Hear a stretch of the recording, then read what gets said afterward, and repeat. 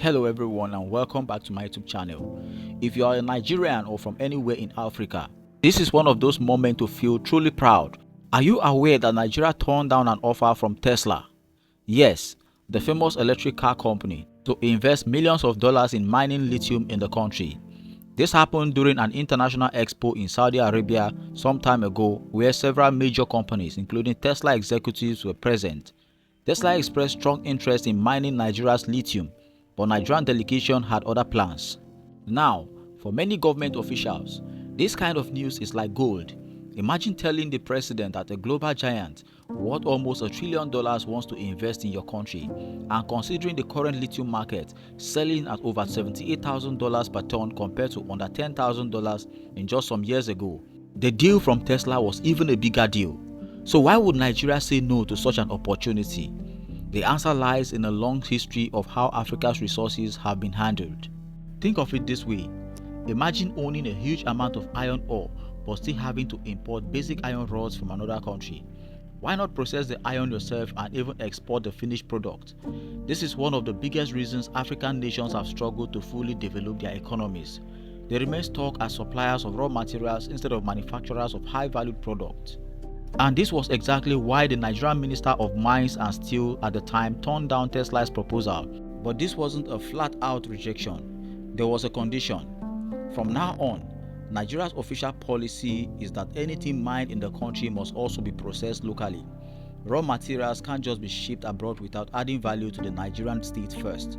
For Tesla, that means building a Gigafactory in Nigeria, a large-scale facility for making batteries for electric cars and home energy storage systems like the Tesla Powerwall.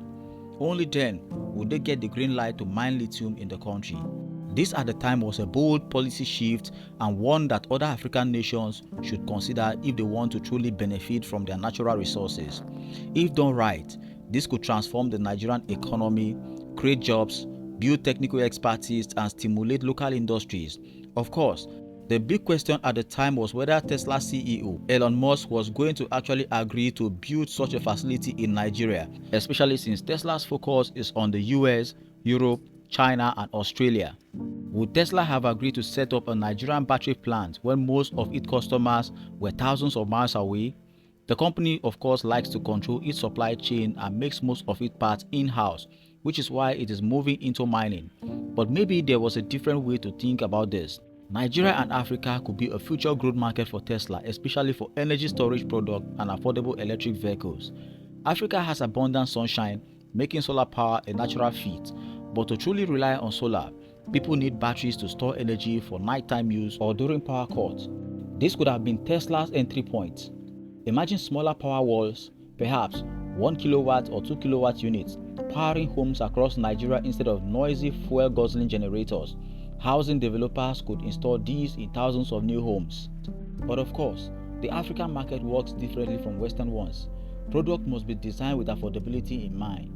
If Tesla was to develop budget-friendly solutions for African households and businesses, they could gain a strong foothold not only in Nigeria but across the continent, and they could still export this product globally.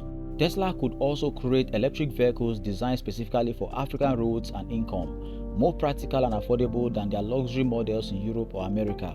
In fact, Nigerian companies are already making electric tricycles and small cars. A Tesla plant could accelerate that trend using local talent and resources. Nigeria, for its part, offers bigger advantages.